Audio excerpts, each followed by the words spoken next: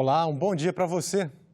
O Congresso Nacional se reúne amanhã às 14h30 da tarde para votar a Lei Orçamentária Anual para 2020.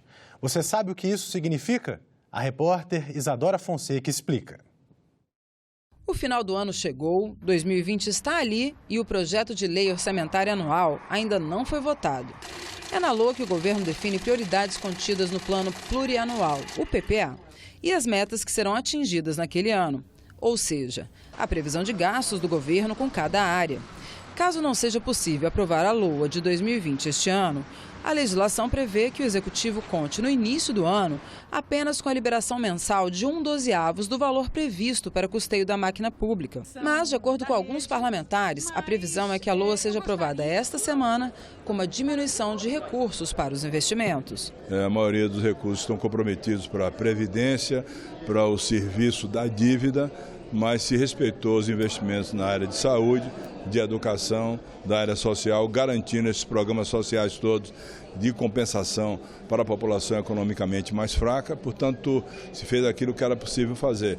Mas você sabe o que essas siglas representam? Além da LOA e do PPA, também tem a Lei de Diretrizes Orçamentárias, a LDO. O PPA define por um período de 4 anos as grandes prioridades nacionais e regionais, com metas para cada área de atuação, saúde, educação, saneamento, entre outras. O PPA é a grande lei de planejamento do país e foi aprovada pelo Congresso neste mês. Já a LDO determina como deverá ser feito o orçamento anual e quais são os gastos mais importantes para aquele período. Estabelece metas e prioridades. A LDO é uma ponte entre o planejamento de médio prazo previsto no PPA e o de curto prazo definido pela LOA.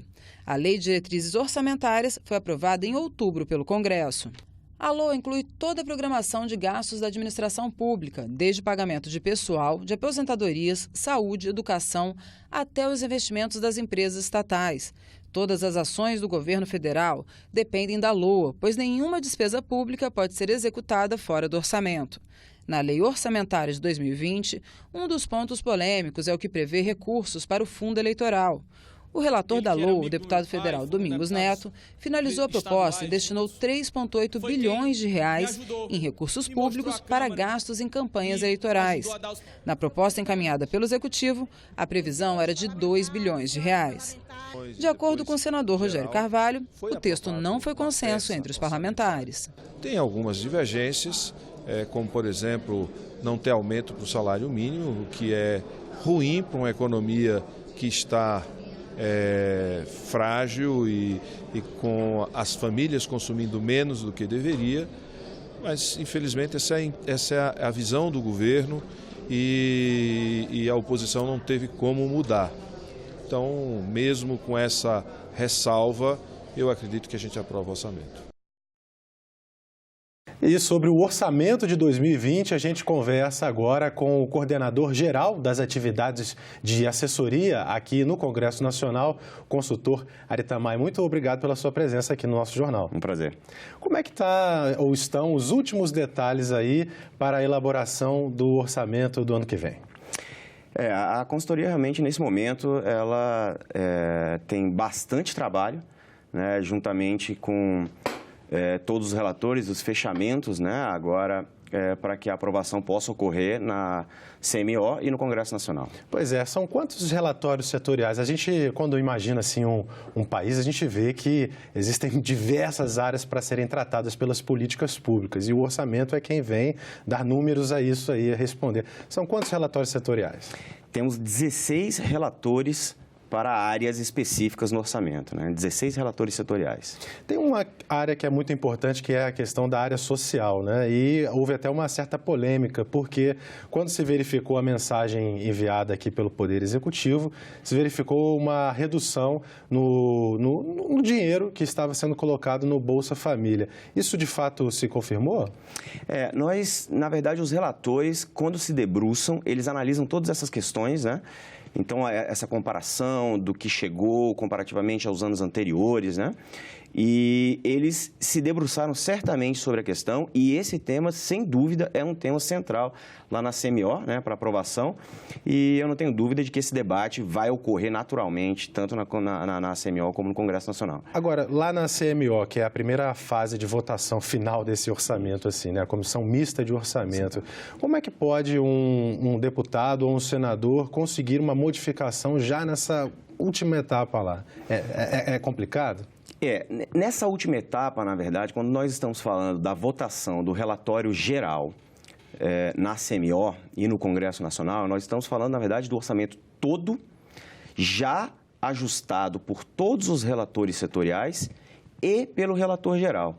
Então, nesse último momento, nós temos basicamente a previsão dos destaques, né, que as emendas específicas feitas ao orçamento podem ser destacadas, algumas programações, eventualmente, que tenham sido ajustadas, os parlamentares podem destacar para que elas sejam recompostas, né, voltem ao seu valor original. Então, nós, nesses momentos, temos basicamente os destaques para trabalho, né? E, eventualmente, obviamente, existem os acordos feitos dentro da comissão para algum ajuste final dentro do relatório geral, enquanto ele ainda está sendo apresentado para votação, né? Antes da votação. Agora, consultor, o ano de 2019 teve várias modificações nas contas públicas do governo. Podemos citar aí, por exemplo, a reforma da Previdência. E eu lhe pergunto, o governo federal já previu, quando mandou a sua mensagem inicial sobre o orçamento, essa aprovação da Previdência? E como que ele ajustou? Porque foi há pouco tempo que, de fato, a emenda constitucional sobre a nova Previdência foi promulgada. Isso.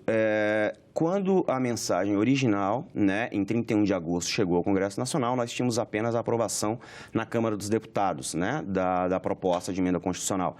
E o governo já mandou, né, o balanço de receitas e despesas ali previsto dentro dessa peça. Com a aprovação do Senado Federal, né, e a promulgação, ele mandou uma nova mensagem, uma mensagem modificativa ao orçamento original, para poder computar também essa parte que foi alterada no Senado, então ela está dentro do orçamento já ajustado. Certo, agora vamos falar sobre as emendas dos parlamentares, que são aqueles instrumentos com que eles, né, eleitos pelo povo, acabam conseguindo, dentro de um orçamento, priorizar uma obra, uma ação de alguma política pública. E este ano, em junho, foi promulgada uma emenda à Constituição que deixa como obrigatórias a execução de emendas de bancada, né? Isso foi colocado na Constituição. Eu queria que você avaliasse o que isso pode, então, alterar a realidade lá nos municípios, nos estados. É importante a gente lembrar que, na verdade, as emendas de bancada, né, com esse cunho impositivo obrigatório, ela já vinha acontecendo dentro das leis de diretrizes orçamentárias, né? As leis de diretrizes que dão as orientações à elaboração do orçamento já vinham compondo, né, uma parte das emendas de bancada como sendo impositivas, né? O que essa emenda constitucional veio a fazer foi cristalizar na Constituição esse regime, dando algumas regras adicionais. De todo modo, ela aumentou a proporção da impositividade das emendas de bancada. E, sem dúvida, com isso, os estados, né, as bancadas basicamente alocando os recursos diretamente às suas bases, tem potencial para um recebimento superior, né, ao que vem acontecendo e com uma maior chance, digamos assim, né, menor interferência do Poder Executivo. É isso que eu ia lhe perguntar, porque o orçamento é uma previsão, né, que depende da receita, claro, acontecer para que alguém possa fazer os gastos. Eu queria que você falasse um pouquinho sobre essa previsão. Por exemplo, uma emenda impositiva obrigatória, está lá definida como tal. Mas se não houver dinheiro, se a receita não entrar, como é que isso se resolve? Exato. Isso aí, inclusive, a gente ouve muito, né, falar durante o ano, né, sobre os contingenciamentos, né? É claro que esse tipo de regramento ele tinha que ser previsto, inclusive, para as emendas impositivas, né? Porque se não há receita, não tem como haver despesa, né? Então, dentro do regramento das emendas impositivas, isso já existia para as emendas individuais, né, quando foram tornadas impositivas na Constituição, e isso também foi mantido para as emendas de bancada impositivas, né, caso o governo tenha uma redução de receita e seja necessário um contingenciamento, esse contingenciamento pode atingir, sim, as emendas individuais e de bancada também, impositivas, na proporção que for necessária, né? Agora, consultor, vamos falar sobre uma emenda constitucional quentíssima, promulgada na última quinta-feira, que é a emenda que permite que recursos de emendas parlamentares possam ser executados diretamente com os estados e os municípios, sem necessariamente passar por um convênio ou por um banco, por exemplo, pela Caixa Econômica Federal, dinheiro direto para... Isso também já está previsto no orçamento de 2020? Essa emenda constitucional realmente gerou bastante repercussão nas últimas semanas aqui no Congresso Nacional, né? E na fase de preparação do orçamento, a CMO estava atenta, obviamente, né, à emenda constitucional e já se preparou para que essas emendas pudessem constar no orçamento. Então, sim, a emenda constitucional 105, quentíssima, né, ela já está contemplada, né, as emendas já foram apresentadas ao orçamento e elas, de fato, têm essa diferenciação, né, em relação às emendas individuais comuns, acho que a gente estava acostumado até então, né? Elas não têm um convênio e elas vão direto ao município, né? Um ponto que ficou bastante sensível na tramitação no Congresso Nacional foi sobre a fiscalização dos recursos. Como eles vão diretamente aos municípios, aos estados também, claro, a fiscalização ficava originalmente lá no estado e no município, né? Aí o Senado, avaliando, suprimiu essa parte para que a fiscalização ficasse no governo federal. Areta, até é importante a gente colocar para o nosso telespectador o montante, o valor dessas emendas, né? E tendo em vista que 2020 é um ano eleitoral. Então, como é que está o valor desse dinheiro que vai ser colocado direto nos cofres dos prefeitos, né, e dos governadores? É importante a gente também lembrar que é uma opção do congressista, né? Ele poderia optar por isso, né, por fazer essa transferência direta aos entes federativos, né? Então, nem todos, né, claro, optaram por isso porque preferiam destinar já diretamente às áreas. Mas nós temos atualmente alocados da ordem de 650 milhões de reais que vão diretamente a estados e municípios. Perfeito. Bom, eu queria lhe agradecer, mas antes de terminar a nossa entrevista, perguntar como é que está o clima para a votação. A reunião está marcada para terça-feira, a votação na CMO e depois também há uma sessão do Congresso Nacional marcada para terça-feira também, para votar em todos, né? Isso. O calendário é exatamente esse, né? Nós temos uma reunião na CMO agendada para as 11 horas da manhã e no Congresso Nacional na parte da tarde. É possível, né? Claro que dependendo de como for a dinâmica na CMO, isso fique para a noite no Congresso Nacional. O clima entre os técnicos é de correria e o clima o clima no Congresso Nacional é um clima de aprovação. Eu acho que dá para ver claramente que o Congresso tem interesse total em deixar esse orçamento aprovado para que ano que vem as políticas públicas possam iniciar sendo executadas normalmente. Ok, consultor, muito obrigado pela sua gentileza de deixar um pouquinho lá a equipe para vir aqui com os nossos telespectadores da TV Senado para que eles e nós também fiquemos mais por dentro do orçamento do ano que vem. Muito obrigado. Obrigado a vocês. O presidente do Senado, Davi Alcolumbre, recebeu na sexta-feira a medalha Mérito Tamandaré, a maior honraria prestada pela Marinha do Brasil.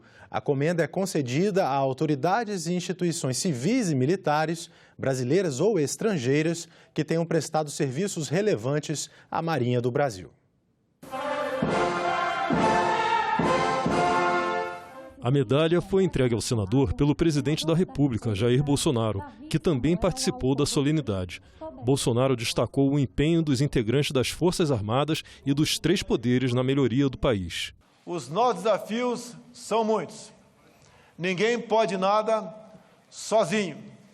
Aí eu tenho a gratidão às Forças Armadas, à população como um todo e à Câmara e ao Senado, que tem nos ajudado a construir esse futuro, sem se esquecer do Poder Judiciário. A solenidade foi realizada no Grupamento de Fuzileiros Navais de Brasília, como parte das comemorações do Dia do Marinheiro, celebrado todos os anos no dia 13 de dezembro. A medalha Mérito Tamandaré foi criada em 1957 em homenagem ao almirante Joaquim Marques Lisboa, Marquês de Tamandaré, que é o patrono da Marinha do Brasil.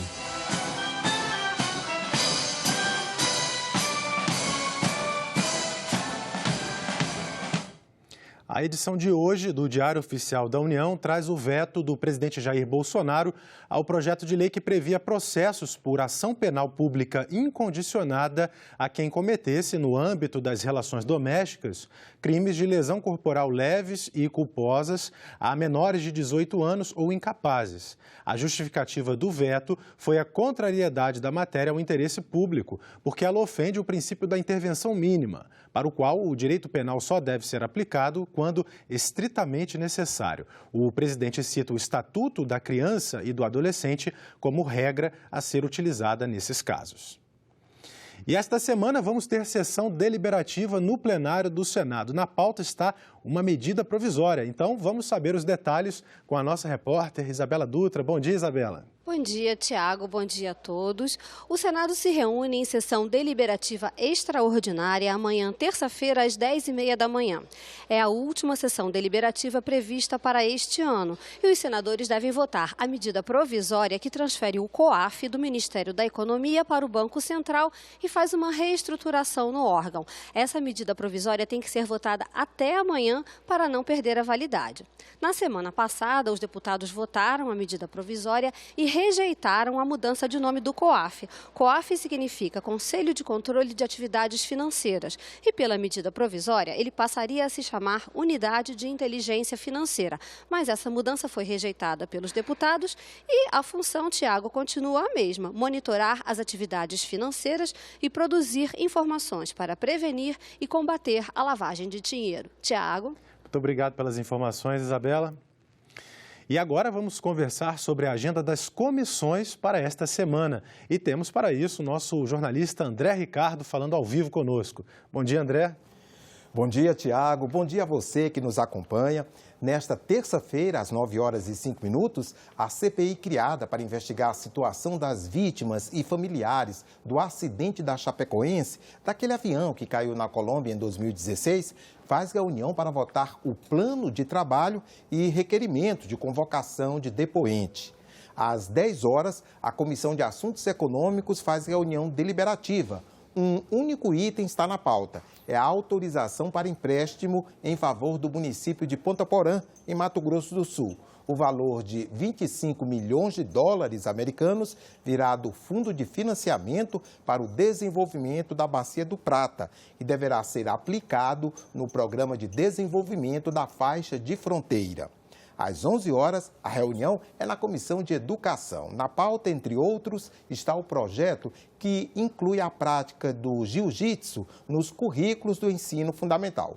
O autor do projeto é o senador Chico Rodrigues, do DEM de Roraima. O relator é o senador Eduardo Gomes, do MDB do Tocantins. À 13h, está prevista a reunião da Comissão de Agricultura. Os senadores devem examinar e votar o relatório da Política Pública Comércio Internacional Agropecuário em 2019. Agora, André, depois da COP25, a cúpula dos países que se reuniram em Madrid, na Espanha, para um acordo sobre mecanismos para frear o aquecimento global, esse assunto vem à baila no Congresso nesta terça-feira, não é isso? Pois é, Tiago, a Comissão Mista sobre Mudanças Climáticas tem reunião logo no começo da tarde desta terça-feira. A rigor, é para examinar o relatório anual das atividades desenvolvidas pela comissão. Mas, certamente, deputados e senadores vão repercutir o fracasso das negociações em Madrid, incluindo aí o papel do Brasil nesse resultado. Lembrando que nova rodada sobre o assunto está marcada para 2020 em Glasgow, na Escócia. Na quarta-feira, às 9h, está prevista a reunião da Comissão de Desenvolvimento Regional e Turismo. Na pauta está um projeto de autoria do senador Assir Gurgax, do PDT de Rondônia. A proposta regulamenta os serviços de compartilhamento de bicicletas, bicicletas elétricas e veículos de mobilidade individual autopropelidos. Ele também institui normas para a circulação desses veículos. O relator é o senador Isalci Lucas, do PSDB, aqui do Distrito Federal. São esses os destaques da semana. Voltamos com você, Tiago. Obrigado, André, pelas informações. A polêmica sobre prisão após condenação em segunda instância tem duas discussões simultâneas no Congresso. O Senado analisa um projeto de lei. a Câmara analisa uma proposta de emenda à Constituição. Entenda o porquê nessa reportagem de Isabela Dutra. A volta da prisão após condenação em segunda instância foi um dos assuntos de destaque das últimas semanas. Em 10 anos, o entendimento da Justiça sobre esse assunto mudou 3 vezes. A última decisão foi do Supremo Tribunal Federal, que no mês passado derrubou por 6-5 a possibilidade de prisão antes de esgotados todos os recursos. Líderes partidários da Câmara e do Senado decidiram priorizar a proposta de emenda à Constituição que está na Câmara, mas 43 senadores defenderam a tramitação simultânea do projeto de lei do Senado, que também permite a volta à prisão após condenação em segunda instância. E você, entendeu a diferença entre as duas propostas? Preste atenção. A proposta de emenda à Constituição número 199 determina que a ação penal se encerra na segunda instância. Na Justiça Comum, seriam os tribunais de justiça estaduais. Na Justiça Federal, os tribunais regionais federais. Para haver recursos aos tribunais superiores, seria necessária a abertura de uma nova ação. Já o projeto de lei que está no Senado altera o Código de Processo Penal.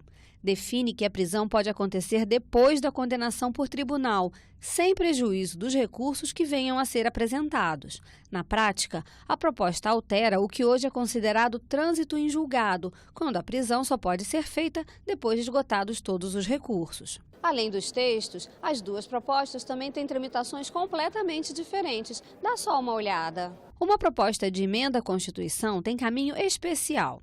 Na Câmara, depois de passar pela Comissão de Constituição e Justiça, vai para uma comissão especial, que tem prazo de 40 sessões do plenário para votar a proposta. É nessa parte da tramitação que está a PEC da segunda instância na Câmara dos Deputados. Depois, a proposta vai para o plenário e precisa ser aprovada por 3/5 dos parlamentares, em 2 turnos de votação. Em seguida, vai para outra casa. Neste caso, vem para o Senado e também precisa ser aprovada por 3/5 dos parlamentares em 2 turnos de votação. Se for aprovada sem alterações, é promulgada como emenda constitucional em sessão do Congresso Nacional. Já o projeto de lei tem tramitação mais rápida. Depois de aprovado na Comissão de Constituição e Justiça, nesse caso no Senado, por ser terminativo, pode seguir direto para a Câmara dos Deputados. Só é votado em plenário se houver recurso em 5 dias úteis. Como a prisão em segunda instância é um assunto bastante complexo, é esperado que haja recurso para apreciação pelo conjunto dos senadores em plenário. O ministro da Justiça, Sérgio Moro, diz que as duas propostas são válidas e possíveis e que o assunto é urgente. Eu tive notícia de um condenado por assassinato de policial que foi colocado em liberdade. Havia sido condenado em segunda instância, estava preso, foi colocado em liberdade. Isso tem acontecido em vários pontos do país. Nós entendemos como imprescindível a execução em segunda instância. Respeitamos a decisão do Senado, a decisão do Congresso, o que for decidido, seja pela proposta de emenda constitucional, seja pelo projeto de lei. A minha avaliação pessoal é que ambos resolvem a questão. O que for decidido será evidentemente respeitado. Os deputados acreditam que a matéria vai ser apreciada com rapidez e votada no plenário da Câmara até março de 2020. Para o presidente do Senado, Davi Alcolumbre, apesar da tramitação da proposta de emenda à Constituição ser mais demorada, ela traz mais segurança jurídica. E o acordo entre lideranças sobre o assunto deve ser respeitado. Acho que o caminho adequado é nós cumprirmos o que foi deliberado em uma reunião com o Congresso Nacional, senadores e deputados que participaram, o ministro da Justiça, o presidente da Câmara e eu, e aonde a gente entende que o melhor caminho para não causar polêmica ou até mesmo a judicialização, o questionamento desse projeto de lei é através da emenda constitucional que está sendo debatida na Câmara dos Deputados. Pesquisa Data Senado, elaborada pelo Congresso Nacional, motivou as ouvidorias parlamentares da Câmara e do Senado a promoverem uma audiência pública para debater o uso das redes sociais, as notícias falsas e a privacidade de dados na internet. Como as mídias digitais podem influenciar a sociedade brasileira? Esse foi o assunto debatido durante a audiência conjunta das ouvidorias das duas casas. Resultado da pesquisa Data Senado mostrou que o WhatsApp é a principal fonte de informação da população. 79% dos entrevistados responderam que utilizam o aplicativo para notícias. As mídias sociais podem se tornar uma ameaça à democracia se não tivermos uma corresponsabilidade em lidar, de fato, com essa nova forma de difusão de informações pelo mundo afora. De um lado, é você aprimorar a comunicação, facilitar a comunicação, ampliar a comunicação. Do outro lado, é um problema mundial. Como evitar mentira? Como não ser enganado? Especialistas apontam que o uso da internet como principal meio de informação pode causar o efeito contrário e desinformar o internauta. Representantes de plataformas digitais explicaram como estão trabalhando para combater as fake news. É preciso reconhecer, então, em primeiro lugar, que a gente precisa, primeiro, por um lado, garantir esses espaços para que a gente possa exercer os direitos fundamentais e, ao mesmo tempo, mitigar os riscos que decorrem desses usos. Em relação à questão da desinformação, o que nós notamos é que dessas buscas diárias, 0,25% dos resultados, eles traziam algum tipo de conteúdo enganoso. Né? O que foi feito, então? A gente atualizou esse manual de avaliação e de atualização dos algoritmos para que, na atualização e na avaliação dos algoritmos, esse conteúdo tivesse cada vez menos relevância. E nós ficamos por aqui. Você pode rever as reportagens desta edição na nossa página na internet. Acesse senado.leg.br/TV. Muito obrigado pela sua companhia e continue sintonizado aqui na TV Senado.